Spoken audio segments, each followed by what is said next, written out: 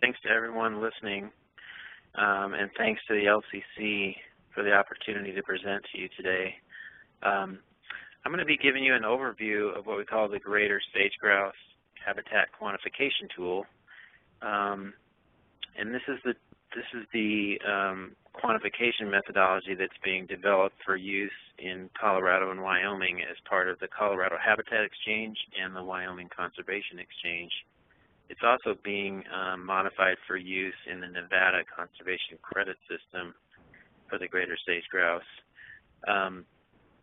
This presentation is going to focus on the habitat quantification aspect of the exchanges, but also provide some background on the exchanges. But realize the presentation is not focused on the exchange per se. There are many other elements to the exchange, the rules, the legal agreement. I've omitted those from this presentation because I felt that that this audience would be more interested in the science aspects of the exchange. The story for me starts in Utah, where I'd been working with various partners to develop safe harbor agreements for a number of years for the Utah prairie dog, which is a threatened species. In about 2007, I pitched the idea of starting with the Fort Hood recovery credit system for the golden cheek warbler and modifying that for use on the Utah prairie dog.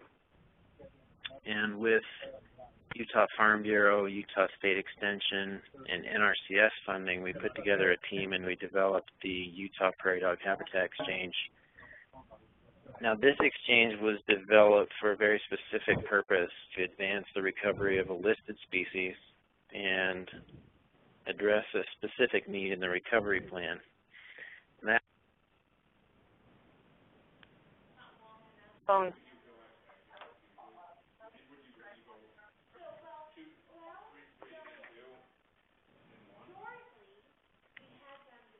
Mute on. And we began to advance the concept of habitat exchange for use for the greater sage-grouse, which of course is not a listed species. And then since 2012, we've been developing and designing this tool that I'm going to present today. So these are the scientists that have been involved and really I want to thank them because they've put forth an enormous amount of volunteer expertise and input into the habitat quantification tool. Note that I'm not one of these people. I'm not a scientist. I'm not a greater sage-grouse expert.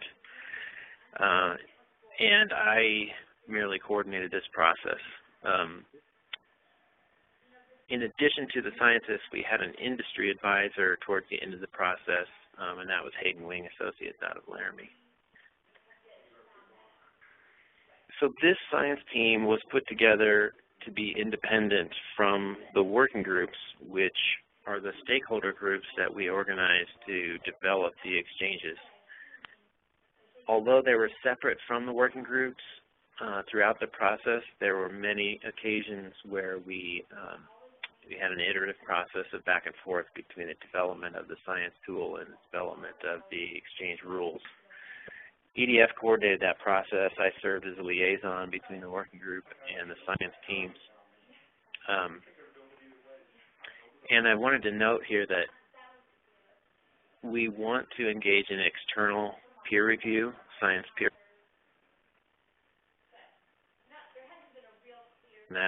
yes, and that adaptive management is a key part of this entire process and a principle of the exchanges as well as the development of the habitat quantification tool. Here's a quick outline of what I'm going to talk about.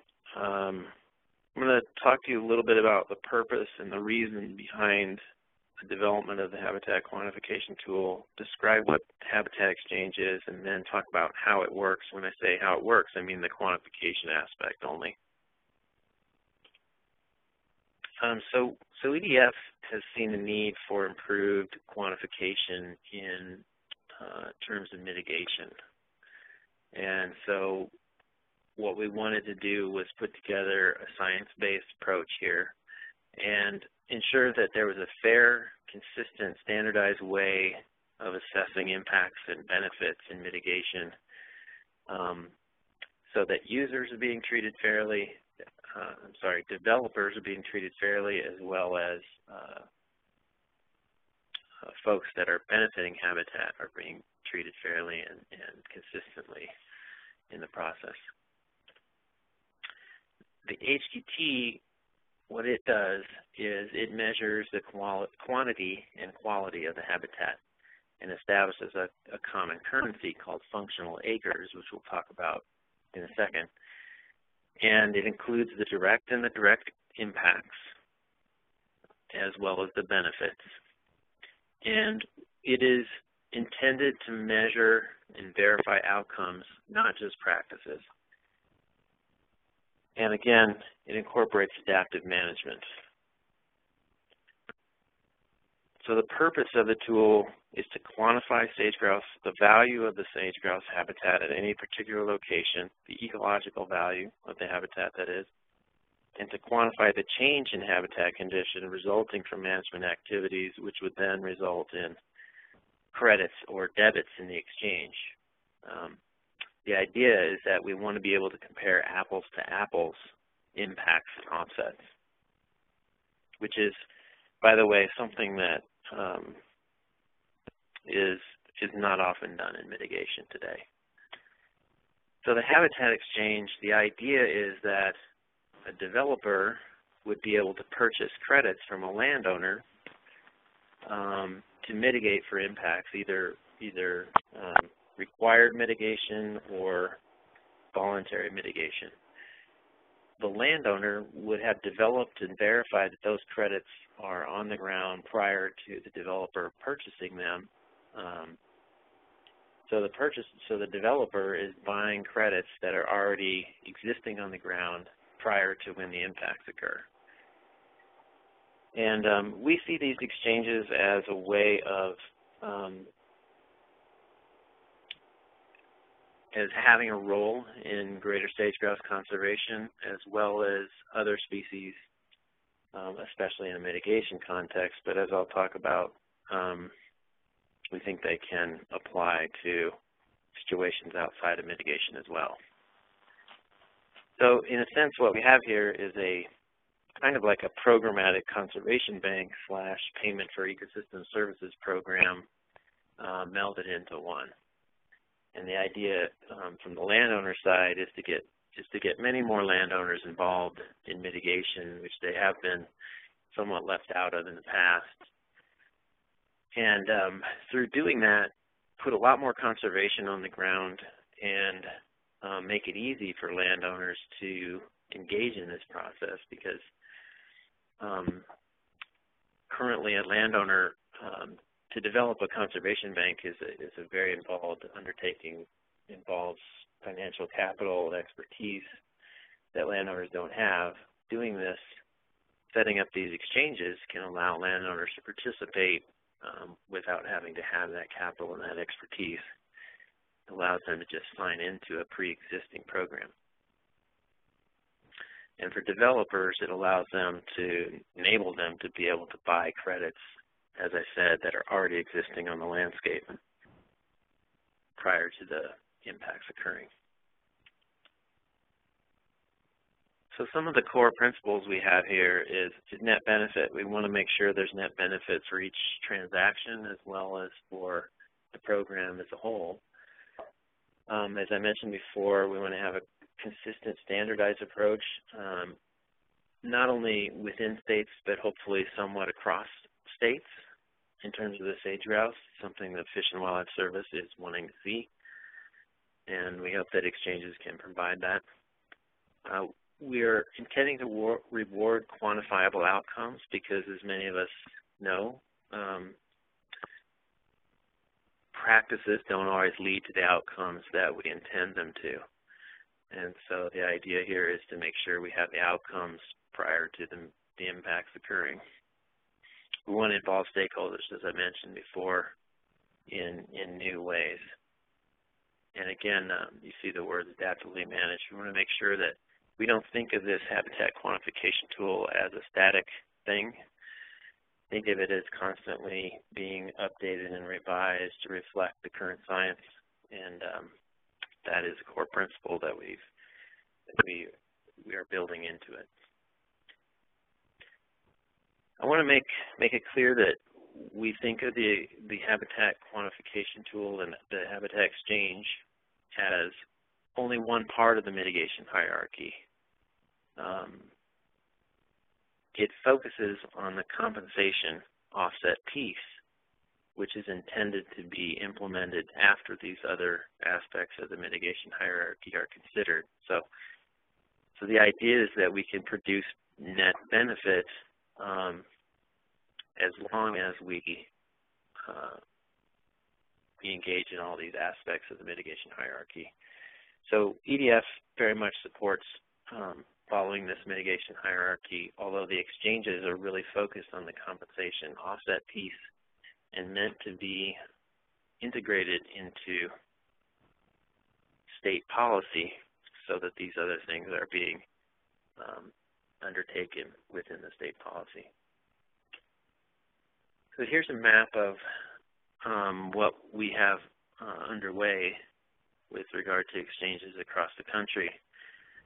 We have the Lesser Prairie Chicken Habitat Exchange. This is a multi-state exchange which is under review by the service.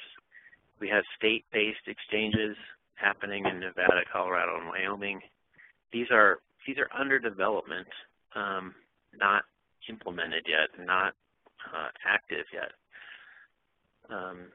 We have the potential to develop an exchange in Montana, and then we have a variety of things going on in California for fish, water, and birds. And then we have a North Carolina program that's getting started, which addresses water quality. So as you can see, these different colors, some of these are compliance-oriented, meaning they're either listed species or under some sort of regulatory requirement to mitigate.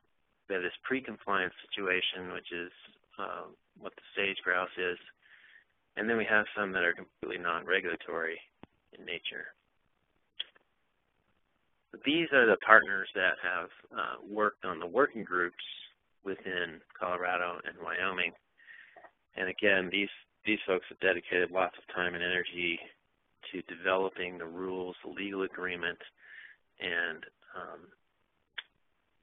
vetting the science to make sure that it meets the needs of what we need in terms of a quantification tool for this kind of approach. These are the basic documents that we have developed. Again, I'm only going to talk about the Habitat Quantification Tool, but we have an exchange manual, which is essentially a rule book for how to buy, sell, and trade credits. And then we have a legal agreement, which contains all the legalese around the exchange, which we expect to be signed by the Fish and Wildlife Service to authorize the functioning of the exchange.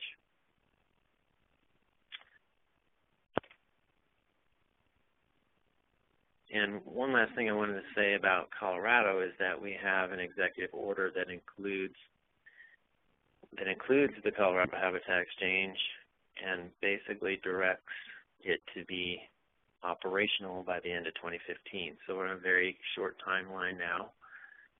We are being driven by this timeline, and we have initiated a process of review by the U.S. Fish and Wildlife Service. These three documents are under review at the moment. We're getting informal, and we're hoping to get formal feedback as well from the service and have the exchange approved and authorized by 2015 so that it can be available for use. So that was the background on the Habitat Exchange. And now I'm going to talk a little bit about the Habitat Quantification Tool. There are four basic components to the Habitat Quantification Tool. I'm going to focus mostly just on the first, which is the methods document. It's an explanation and a scientific justification of the metrics that are used. It lays out how credits and debits are calculated, functional acres first. It gives all the background essentially. The user's guide is the GIS instructions for the GIS components of the tool. And the calculator is essentially a spreadsheet that you enter data in, and it chugs out your credit and debit number. And then the field guide is something that we have yet to produce, but it essentially will describe the methods to be used in the field to use the HQT. So as I mentioned before, the HQT uses a functional acre approach. So all this is a measure of quantity and quality. It's essentially acres times the functionality of the habitat for the species, meaning how is that habitat functioning for the species relative to optimal conditions. So everything is on a scale of 0 to 1. And you'll see that as we go along. I'll show you the equations. For example, if you had 100 acres and it was only 20% functional, you would have 20 functional acres.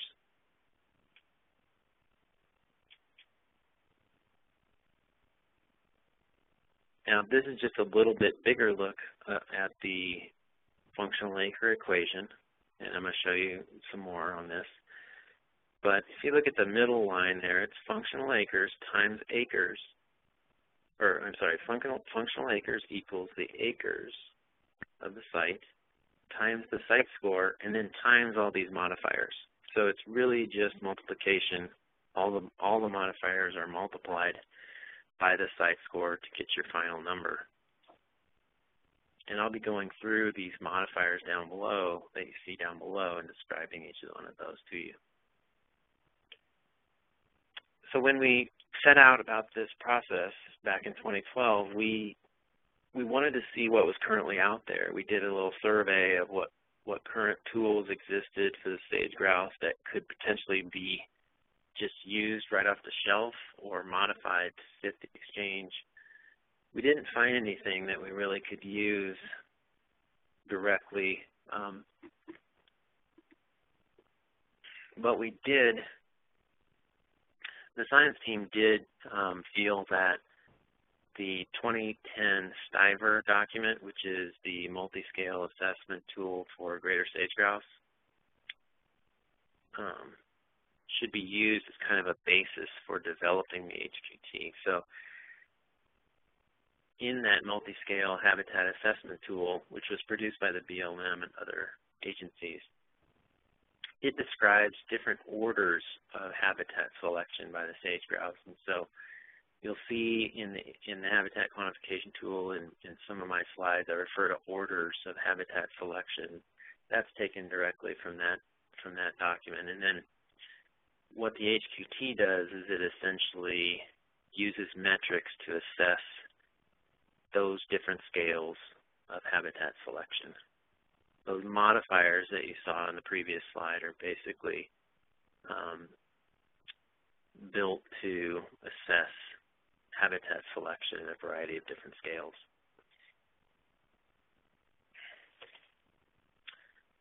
And this did a lot of stuff on this slide, but the key point is that there are first thing the science team did was to develop 3 different models for 3 seasonal habitats.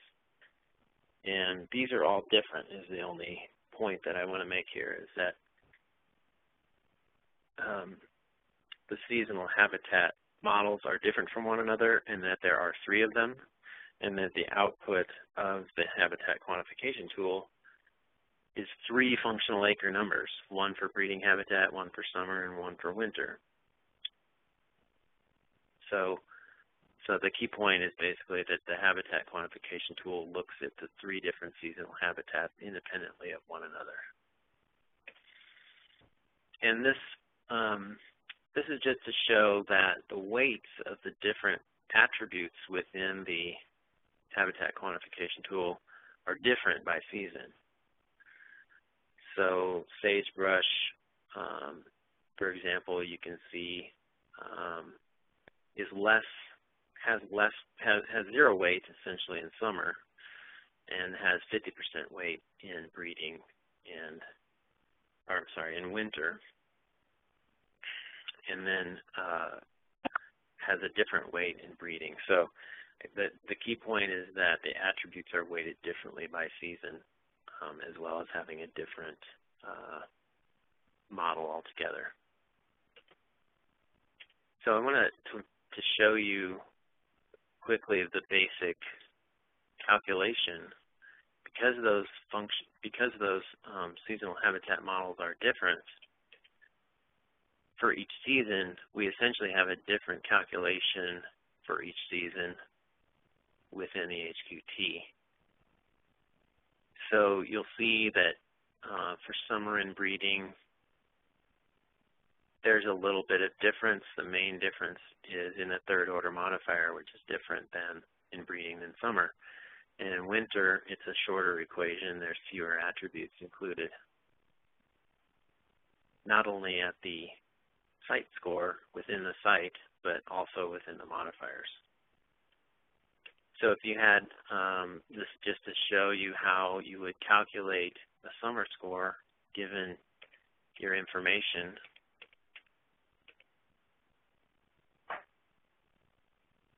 you would take your functional acres and multiply them across for your site, which here in this example is 0.9, so it's a very good vegetation quality is very good on that site. But then you have modifiers that modify the site just through the simple multiplication. So even though you have a 100-acre map unit area, you end up with 16.6 functional acres.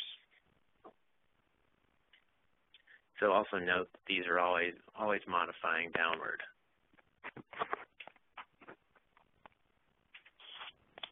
So one other thing I want to mention with calculating functional acres, if you're calculating pre-post, is that the only things that change are the site score and the site modifiers.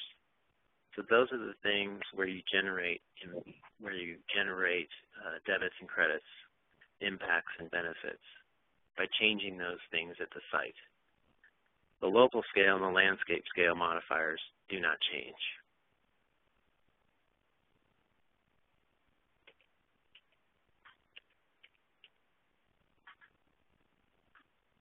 And then these are some things that are included in the HQT that would either result in impacts or result in benefits. So you can see these and sort of get an idea of what types of projects you could do to generate credits and what types of projects would generate debits.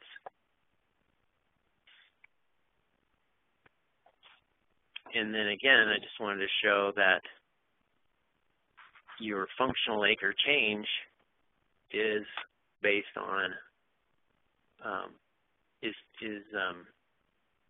calculated independently for each seasonal habitat type. So your output of your HQT pre and post is this change in functional acres for each seasonal habitat. So now I'm going to go through some of the components of the Habitat Quantification Tool and talk about those independently so that you know what goes into it. Let's start here with the scoring curves and decision triggers. These are the decision triggers, what we call them, in the HQT. So these are just things that either determine, for example, local climate conditions. This trigger basically determines whether a site is mesic or arid and causes the HQT to look at different curves for those different sites.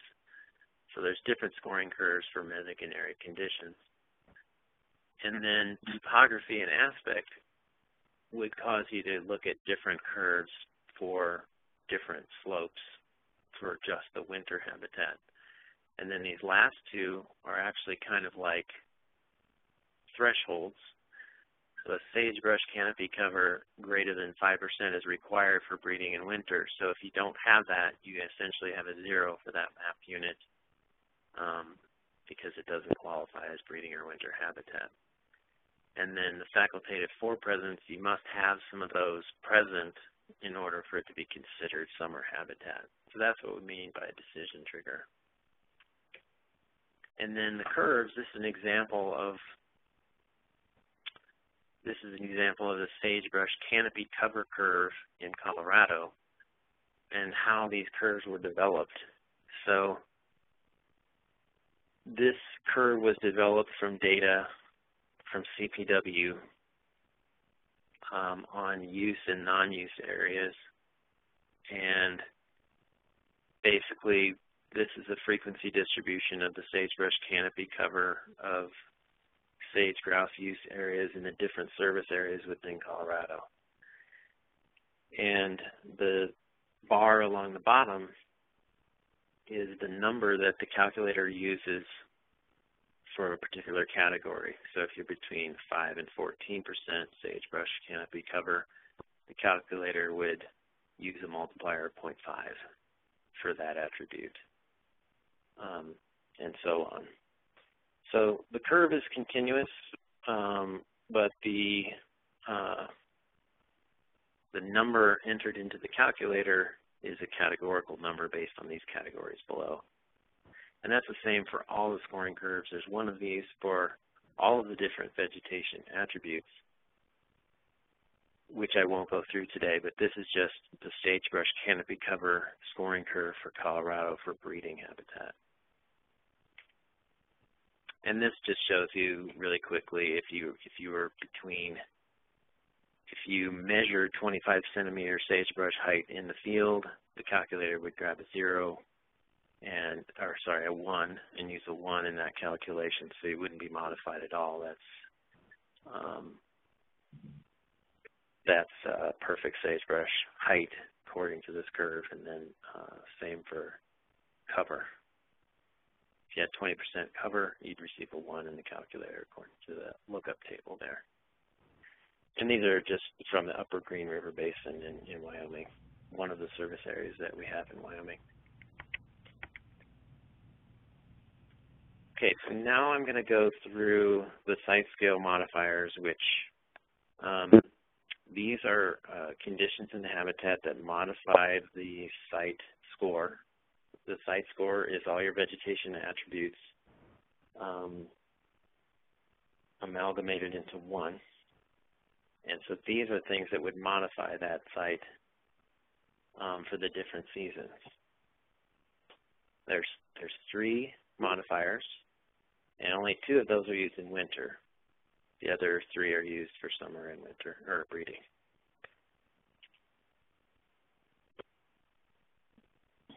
So first, before I start going through these modifiers, I want to show you this bar at the bottom.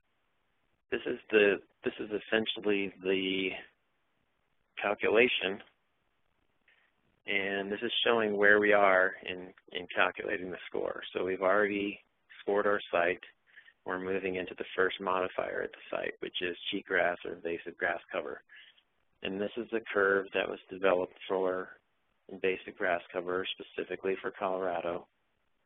And it basically says that if you're above 50%, you have 0 habitat quality, which means since these things are multiplied together, that it would 0 out every other aspect of the habitat here.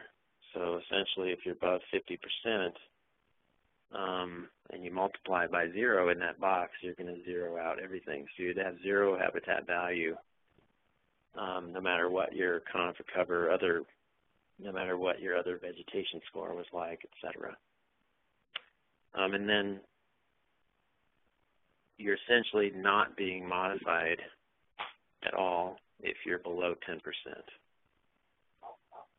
And this is again, this was based on data from Colorado and experience from specific Colorado members of the science team.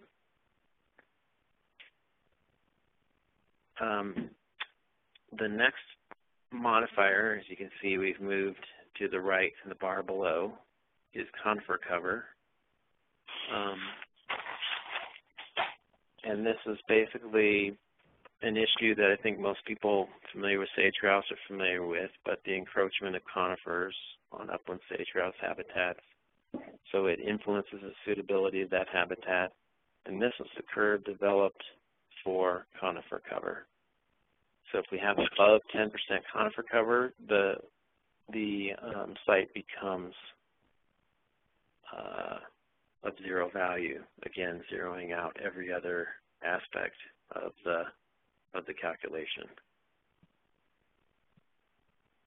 So one thing to note is that these modifiers and site scores are applied for each map unit within the project area. So you may end up zeroing out a particular map unit but not another. So it doesn't mean that you'll have zero value across the entire project area for this attribute, but it does mean if you've got greater than 10% here on conifer cover that you wouldn't have any value in that map unit. So the map units are then added together across the project area. And conifer cover is assessed within 1 kilometer radius of each map unit, so in kind of a moving window across each map unit. Again, this is just showing the curve with the same table below, showing what number is used by the calculator for that attribute. So now I want to talk to you a little bit about the anthropogenic modifiers in the Habitat Quantification Tool. First of all, what we call the site scale anthropogenic disturbance modifier, which is essentially the HQT modifies the suitability of a location based on the distance to an anthropogenic feature at the site level. And these effects are quantified with the decaying sigmoidal functions bounded between 0 and 1. This is just a map of that disturbance across the northwest Colorado within the range of the sage-grouse. And because the distance effects influence greater sage-grouse at a single point on the landscape, only individual bird-based literature, in other words, studies of radio-equipped greater sage-grouse, were used to establish these distance relationships. So if you look below, you can see on the bar below, you can see we have this landscape disturbance box as well as this anthropogenic disturbance. In other words, we have two modifiers related to anthropogenic disturbance on the landscape. This one is focused on the effects of a structure on an individual bird as she's selecting the site to use for each of those 3 seasonal habitats. And then the landscape disturbance index, which I'll talk about in a minute, is focused on more of a population scale effect of the density of anthropogenic infrastructure on LEX. So for this site level selection modifier, only literature related to individual birds was used. The LEC literature was left out. And the opposite is the case for the landscape disturbance index, as you'll see. So what we have as a result of this is a series of curves that we developed, which basically look at the probability of occurrence or abundance on the y-axis and the distance to the feature on the x-axis. And these vertical lines show the different probability levels. Scientists chose 90% as as the level at which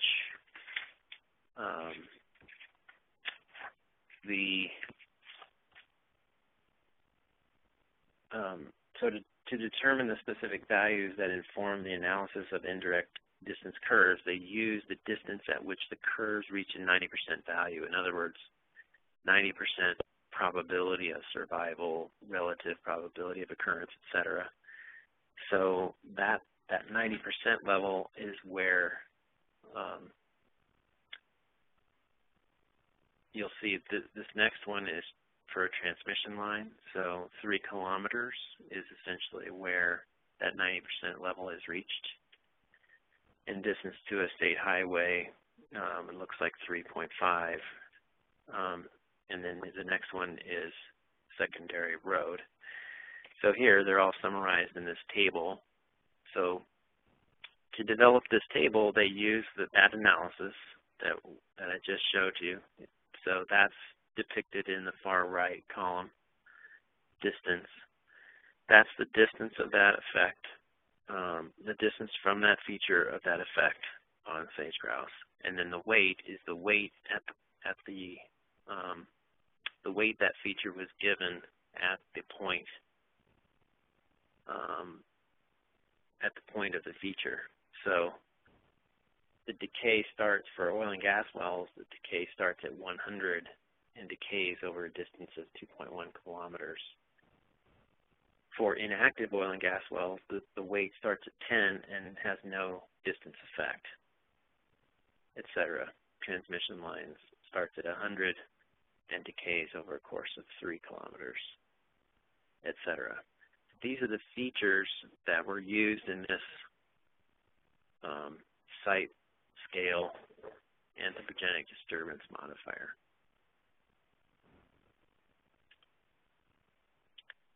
So local context modifiers, what we mean by this is just the area around the site. And there's just 2 modifiers that we use in this case.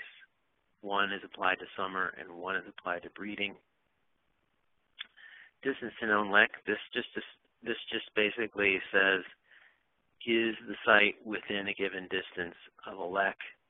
And if so, closer to a lek is better than further away. And it never zeroes out. This particular curve never zeroes out. So you can see that even if you're greater than 10 kilometers, your value is lower for breeding season, but it doesn't ever go to 0 for this particular modifier. And if you're within 6 kilometers, you receive 100% value for that site for this particular modifier. And then this graph is just showing the curve and showing the lookup table that the calculator uses. And then finally here for the last third order modifier is presence of sagebrush. This is just saying that summer habitat, if you remember, the summer habitat score did not involve sagebrush. So you can have summer habitat without having sagebrush on the site, but this modifier just basically says that you don't have summer habitat unless you're within 300 meters of sagebrush cover. So it has to be within close proximity, in other words. If it's not, it's not considered summer habitat. And then the last is this landscape disturbance modifier, and you can see that this is applied across all aspects of the HQT. And the landscape disturbance modifier was based on an approach that the Nature Conservancy and Natural Heritage programs had developed to just assess overall landscape function for planning purposes. But this was a modified version, basically a specialized version focused specifically on sage-grouse. So the Landscape Disturbance Index looks at the cumulative disturbance footprint for a 3.2 kilometer radius around each raster cell. So this is a moving window across the project area. And then rasters that impact the map unit are the ones used to assess the map unit. So again, this is density focused, and it's focused on the literature. The literature used to develop this was the LEC literature, because this is a second order habitat selection feature. And LECs represented this more or less population effect. So this table is included in the HQT, and I would ask you just to look at the top line, the median well density. This was a threshold used to establish the point at which there is full value in the habitat, essentially, from the perspective of density. So below one well per square mile, essentially, the LDI gives the map unit a 1. And above 6.58 wells per square mile, it is 0. So again, above that upper density threshold, the value of the habitat would be 0. And everything in between the lower and the upper density is 0 to 1. Again, that's the way all the modifiers work in the HQT. So I'm going to go on, and there may be questions about this at the end. Hopefully I can help with those. But this is a map of that disturbance across the landscape within the range of the sage-grouse. And then, so if you see in the bottom, we've gone through all of the aspects of the HQT. And I just have one final slide to kind of wrap up, which is what the working group is agreeing to is to have an external peer review of the HQT by the end of 2016. So we would undergo a process where external scientists would be provided the HQT and asked to provide input and commentary on it. And then these are things I want the group, you all to know on the phone that are upcoming in the future. We plan to develop a monitoring and adaptive management plan to really flesh out exactly how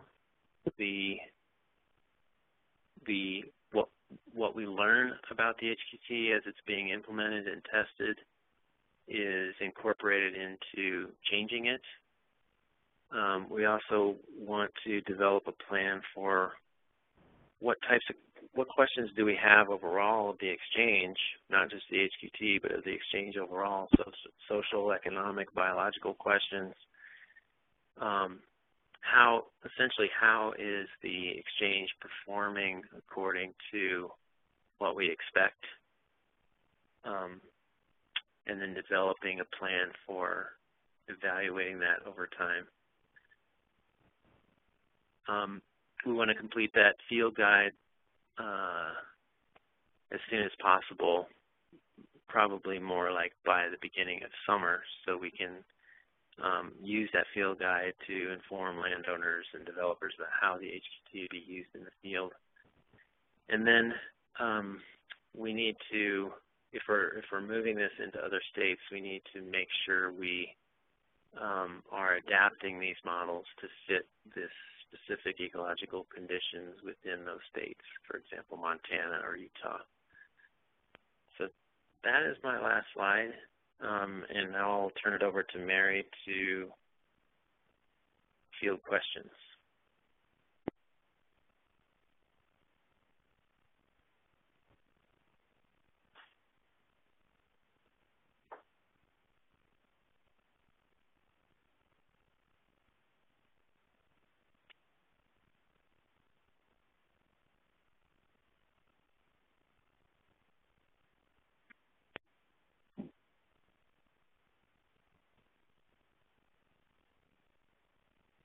Hello, is Mary there?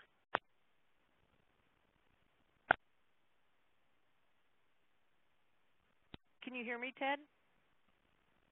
I can hear you now. Okay, great. I'm not sure what happened there, but must have muted myself with the tools here. It's dangerous being behind the curtain. So, folks, sorry about that. Here's a good chance to ask Ted some questions or provide some comments. So you can do that by typing in questions into the chat box, and I'll read them to the audience and to Ted.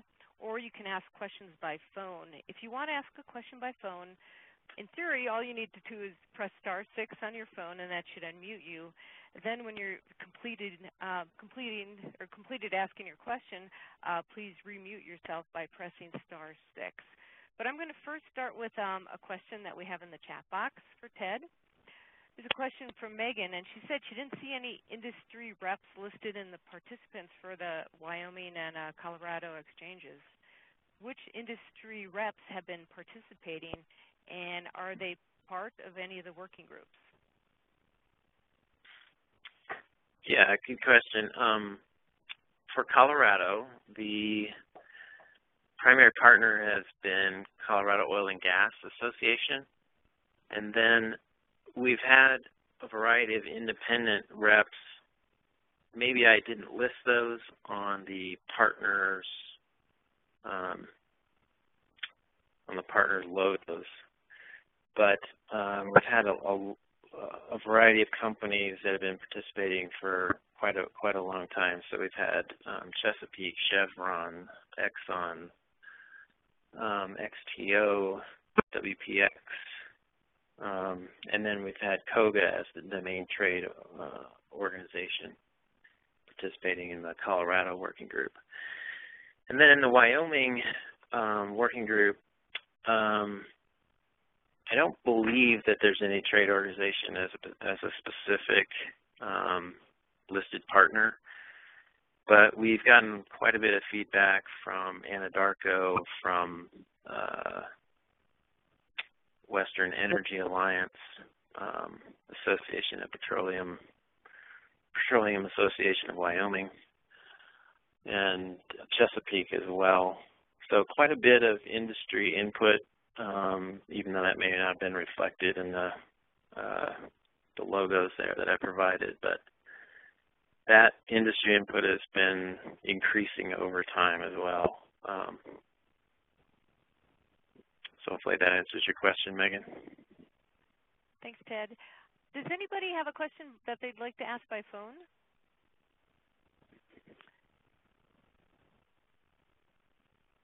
While we're waiting for folks, here's a question from David. How are the map units within a project area defined? That's a good question. I didn't go over that, as you may have noticed. Well, the science team has gone back and forth on this issue, and originally we had a method where homogeneous units of vegetation would be determined within the project area, and then each of those would be sampled. And then the science team proposed a sort of map unit grid approach where we would have 160-acre grid overlaid on top of the project area. And partly the reason they proposed this is because industry wanted sort of a more clear way of determining kind of what the sample intensity would have to be prior to prior to doing it. And so that's kind of the proposal that's on the table right now, but I believe that's going to be modified back to this homogeneous vegetation unit kind of based on imagery. So I think in the end we're going to go probably back to that approach, which is, I think, a more common approach. Thanks, Ted. Looks like we have a caller. Sean, do you want to ask a question? Yeah, this is Sean Finn, Science Coordinator for the Great Northern LCC. Thanks for the presentation, Ted. I really like the way that you matched up your criteria with life history elements of the bird and the habitat needs. But my question more has to do with the landscape scale data and how and who decides which data are used, which GIS data. And really I'm thinking mostly about the recency of the various data sets. As we know, the conditions out on the sagebrush rangeland change fairly quickly, both in terms of oil and gas development and things like conifer encroachment. And I wonder how, who and when and how it's decided which particular spatial data set that represents those very dynamic occurrences are, who decides and how are they decided, and how do you know when you're using the right data?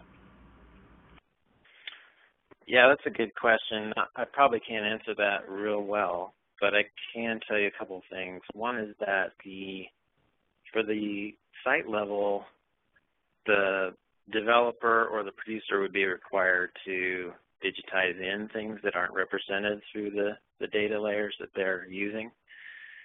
And then at the landscape disturbance index level, those are much coarser, and so I think what's in the manual, and I can't recall, is that it's a yearly update of those. But I'm sorry, that's all the information I can give you off the top of my head on that one. Well, thanks. And I could just have one quick follow-up question, similar in the sense that it seems like the analysis that you presented is pretty site-specific and is looking at habitats at the site scale. But I wonder who sort of evaluates the program at the landscape level. And so, for example, if there are some population responses that we see from sage-grouse at the population level, and there's a need to modify or shut down a program like this, I mean, who has the ultimate authority, and how does that happen? Well, the tool is starting at the site, and then the site is being modified by various scales around it. So landscape disturbance index is a very coarse level landscape scale assessment of what the quality is of the habitat of the sort of landscape that you're in. And we've seen through testing the HQT that it and other modifiers are highly valuing landscapes that are not heavily disturbed. So in other words, then that sends this incentive to develop in places that are already heavily developed and locate credits in places that are not developed. So that we see that the HQT is working in that regard as a sort of planning tool, landscape scale, valuing the habitat relative to its location in the landscape. And then I think one part of your question was related to the HQT isn't the only piece of the exchange. I think that the service is asking for things like how is Parks and Wildlife going to, for example, have what I would call maybe a management overlay on top of the program so that they're monitoring and making sure there's no sort of perverse effects of things that perhaps the HQT isn't seeing. So as far as all those overlays, that's kind of in discussion right now with the Fish and Wildlife Service. One of those, though, I can mention is that the CPW will be tracking the impacts and offsets by season,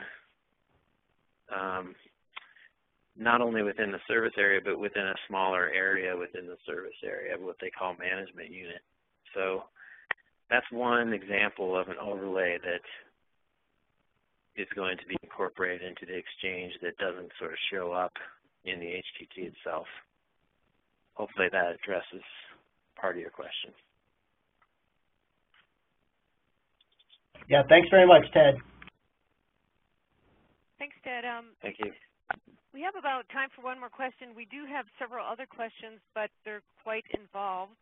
And so I think I'm going to ask a simple question, and then, Ted, I will give you those questions and the contact person so you can respond to them via email.